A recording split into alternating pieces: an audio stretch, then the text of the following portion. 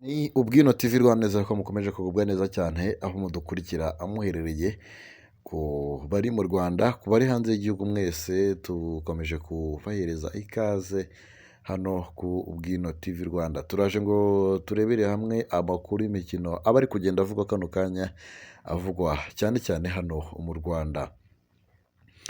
Munyemerere rero cyangwa se amakuru yacu tuyahereye ku nkuru nziza cyane. Abanyarwanda baracyari kubyina intsinzi yaraye ikuwe mu gihugu cya Nigeria. Ni umukino wahuzaga ino ekipe y'igihugu Amavubi ndetse n'ikipe ya Nigeria. Rero gusa yatsinze, abanyarwanda babyina intsinzi ariko biba iby'ubusa, ibura itike yo kujya mu gikombe cya Afurika cya 2025 kizabera muri Morocco nyuma y'uko Libya inganyije na Benin. Byose niho byahise bipfira kabisa. N'umukino wabaye nyine ku munsi w'ejo hashize ku isaha ya 12 kuri stade yari mu gihugu cya Nigeria yitwa ni Godswill Akpabio Stadium. Abakinnyi 11 rero ba Nigeria bari babanje mu kibuga ni Okoye, ntabwo ari umuzamu usanzwe ubanzamo, na Osayi Samuel, Trust Ekongo, Osho, Onyemaechi, Onyeka Iheanacho, Yusuf Simon, Bashiru ndetse na Victor Boniface. Abakinnyi 11 bari babanjemo ku ruhande rw'igihugu cy'u Rwanda ni Ntwari Fiacre mu izamu, Imanishimwe Emmanuel Mangwende kuri gatatu, Manzi Thierry na Mutsinzi Ange umutima wa defense, Fitina Ombolenga kuri kabiri, Mugisha Bonheur Casemiro kuri gatandatu, Bizimana Djihad ari imbere yaho gatoya ku munani, hanyuma araboneka Jean Bosco nawe arimo, hanyuma uwitwa Mugisha Gilbert Barafinda akaba yari guca kuri 11, Nshuti Innocent ari kuri atake, mu gihe Olivier Muzungu ari guca kuri 7. Mu by'ukuri ni abo ngabo ikipe y'igihugu Amavubi yari yabanjemo, ubona ko umutoza yari yagerageje gukora impinduka zigiye zitandukanye muri ekipe ye, afata abakinnyi bamwe abashyiramo abandi ababanza hanze, nk'umukinnyi witwa Muzungu yari yajemo rwose, ubona ko Dodja Kwizera yabuze umwanya, hanyuma uwitwa Ruboneka amushyiramo, uwitwa Samuel Girete ajya hanze.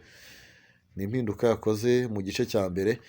Ni umukino ku munota wa 10, ni umukino mu by'ukuri, ariko nanone mbere ko twinjira mu mukino neza, ni umukino nyine ku munota wa 10 ikipe y'igihugu ya Nigeria yabonye uburyo bwa mbere bwashoboraga kugira icyo bubyara mbere y'izamu, aho Bruno Onyemaechi yarabonye umupira mu rubuga rw'amahina, gusa atinda kurekura ishoti birangira Mutsinzi Ange atabaye izamu, umupira awushyira muri koroneri. Hari aho rero ikipe y'igihugu y'u Rwanda Amavubi yaribonye amahirwe y'umupira wari ufashwe na Ruboneka Jean Bosco agiye kuwuhindura ashaka Nshuti Innocent imbere y'izamu, William Trust Ekongo aratabara awushyira muri koroneri. Hanyuma mbere y'uko igice cya mbere kirangira, Kelechi Iheanacho yari ku ishoti riremereye cyane, aribonaga rwose ryashoboraga kuvamo igitego, ariko Ntwari Fiacre aratabara.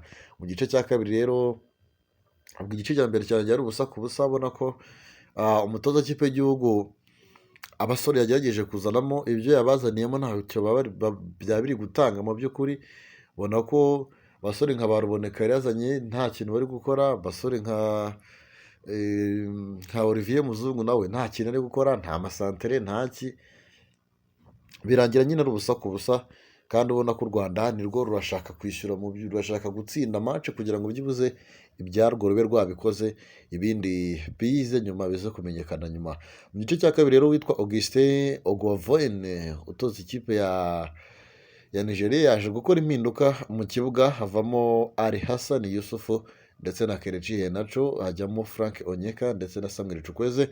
Ubona ko bakimara kujyamo aribo batangiye guhindura ibintu. Mu by'ukuri ubona ekipe y'igihugu ya Nigeria yari iri gukina mu gice cya mbere itandukanye na ekipe yari ije rwose mu gice cya kabiri, ubona ko abakinnyi barimo baragenda bashwanyaguza hariya mu by'ukuri.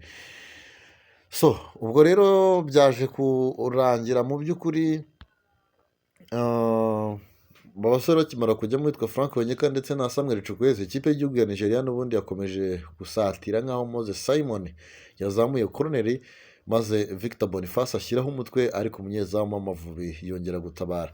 Mu minota rero wa 59 Samuel Chukwueze yaje gufungura amazamu ku mupira yakuye mu kibuga hagati, azamuka acenga rwose, ageze imbere y'izamu arekura ishoti rirarenga, riragenda nyine rinyeganyeza inshundura. Mu by'ukuri ubona ko habayeho uburangare cyane cyane bw'abadefanseri ndetse yaba na Boneri, kuko bagiye bamuherekeza. Mu by'ukuri aragenda barimo nka batanu, bose afata umwanzuro yiterera ishoti tayari. Intwari Fiacre ntabwo yamenye ukuntu bigenze mu by'ukuri. Umutoza w'Amavubi rero Tostin Frank Spitler, nyuma yo gutsindwa rero yahise abona ko ibintu bikomeye cyane, ahita atangira gukora impinduka mu kibuga, akuramo Ruboneka Jean Bosco. Mu by'ukuri akimara kumukuramo aza gusimburwa n'uwitwa Samuel Girete. Ku munota wa 67 Intwari Fiacre yaje kugira ikibazo cy'imvune, asimburwa na Muhake Clement ndetse na Dushimimana Olivier Muzungu nawe waje kuvamo umwanya witwa Georgia Kwizera. Mu munota wa 72 Amavubi yaje kubona igitego cyo kwishyura gitsinzwe na Mutsinzi Ange akoresheje umutwe ku mupira wari uzamuwe na Georgia Kwizera. Impinduka umutoza yakoze nizo urebye zahinduye no mukino, kuko nk'uwitwa Georgia Kwizera akimara kujya mu kibuga, ibintu babonye ko byose bihindura isura, ubona ko ikipe itangiye gukina, itangiye kwataka. Noneho uwitwa Samuel Girete nawe akijyamo, nawe wabonye ko ibintu byahise bihinduka, ubona ko mu kibuga hagati batangiye kubuja mu by'ukuri. Ubwo rero ku munota wa 72 Amavubi yaje kubona nyine igitego cyo kwishyura, nk'uko nari ndimo mbivuga, kuri pasi ya Georgia Kwizera nyuma y'iminota 3 gusa.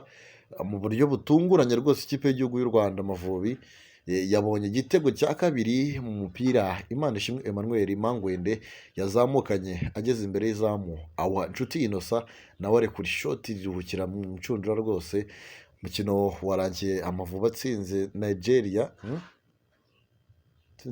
rwose ibitego 2-1, ariko kujya mu gikombe cya Afurika cya 2025 kizabera muri Maroc biranga, byanze. Ni nyuma y'uko rero byasabaga ko Libya itsinda Benin, ariko byarangiye nyine aya makipe yombi anganya ubusa ku busa. Mu itsinda D amakipe azitabira igikombe cya Afurika, Nigeria ya mbere n'amanota 11 ndetse na Benin n'amanota 8 yanganyaga n'Amavubi, ariko ye ikaba nta mwenda w'igitego yari irimo, mu gihe u Rwanda rwari rufite umwenda w'ibitego bigera kuri 2. Ahangaha niho hahita haza rero ikintu cyo kwicuza, ikintu cyo gutangira kwibaza cyane, kwibaza ahantu niho hasi bavuga bati ubu koko kuri match ya Libya, iyo tuza kuba twarabonye byibuze inota rimwe, niryo ryari kutumotiva, niryo ryari kudusunika, rikaba ryari no kudufasha kuba twajya mu gikombe cya Afurika. Ari ahantu niryo kosa bakoze mu by'ukuri, nabo bakwiye kwicuza, kuko Amavubi wareba ukabona Amavubi ubwo rwose nibwo yari afite amahirwe menshi cyane yo kuba yajya mu gikombe cya Afurika. Kuko nujya kureba ntabwo iri tsinda ryari rikomeye pe, ni amakipe n'ubundi yiganjemo amakipe n'ubundi bari kumwe mu gushaka icyo gikombe cy'isi. Kuko nujya kureba Amavubi, urareba ino Nigeria nk'ubu nta ryigeze dutsinda na rimwe, ko twanganyirije hano muri stade Amahoro, twagiye iwabo turabatsinda. Ariko kuri match ya Libya urebye niho ibintu byabaye ibibazo. Hari ahantu imikino twagiye dutakaza ukabona ntabwo byari bikwiriye. Kuri match ya Libya byibuze ibanza tuba twarabonye byibuze tukayitsinda natwe, hanyuma match yo kwishyura naho aho no ku nota rimwe naryo twaribuze turatsindwa. Iyo Benin ya match urabyibuka ibitego 3 twatsinzwe byose batunyagiye. Nk'ubu ikibazo cy'ibitego nicyo cyaje kubaho, birangira rwose tubuze byose. Twatsinze yego, ariko turabyina intsinzi, ariko twabuze tike mu kuyibura, kandi twayibuze ku maherere pe, twayibuze ku makosa yacu. Nujya kureba urasanga asampurusa ari amakosa yacu, ari twebwe twizize. Mu by'ukuri twakwiye kuba twarabonye nyine ari amanota yo kuri Libya mu by'ukuri, kuko Libya erega nayo wabonaga nyine ko iragwirirana nyine iri aho ngaho, ariko nanone ikipe ya Nigeria impamvu ibintu byabaye nk'aho byoroshye, Libya wenda kuriya yatewe forufe yiza kuba yarahuye na Nigeria, byibuze wenda zashoboraga no kuba zanganya pe, zashobora no kuba zanganya rwose. So ubwo rero nyine twatsinze ariko byanze, ubwo dusigaje kureba ko ahandi wenda bizakunda, yaba mu gushaka tike ya cane, yaba mu gushaka tike, kuko dufitanye match ebyiri na kipe ya South Africa muri uku kwezi kugiye kuza kwa 12. Umwaka utaha turacyafite gukina, gushaka tike kujya mu gikombe cy'isi bizabera mu gihugu cya Leta Zunze Ubumwe za Amerika ndetse na Canada, ndetse no kuba mu by'ukuri nyine ntabwo turakina na Nigeria kandi turacyafitanye umukino, turacyafite Benin hano i Kigali, turacyafite za Lesotho hano i Kigali, match ni nyinshi cyane zizabera muri stade Amahoro. Ubwo rero biriya byo byanze nyine nibategura umwaka utaha. Ese ujya muri komanteri, amasezerano n'umutoza arayakwiye, ayongererwe, ayahabwe cyangwa ntayahabwe?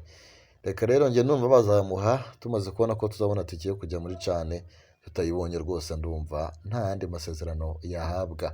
Reka nsoreze aha ngaha rero, ni Bwino TV Rwanda, ushobora gukanda subscribe hanyuma tukaza tubana mu biganiro tugenda dushyiraho buri munsi by'umwihariko ibiganiro bigaruka ku makuru ya siporo, ariko mujye muri komanteri mutange ibitekerezo byanyu, umutoza ahagume cyangwa agende, nibyo nshaka muri komanteri. Mukomeze mugire ibihe byiza cyane rero, bye bye.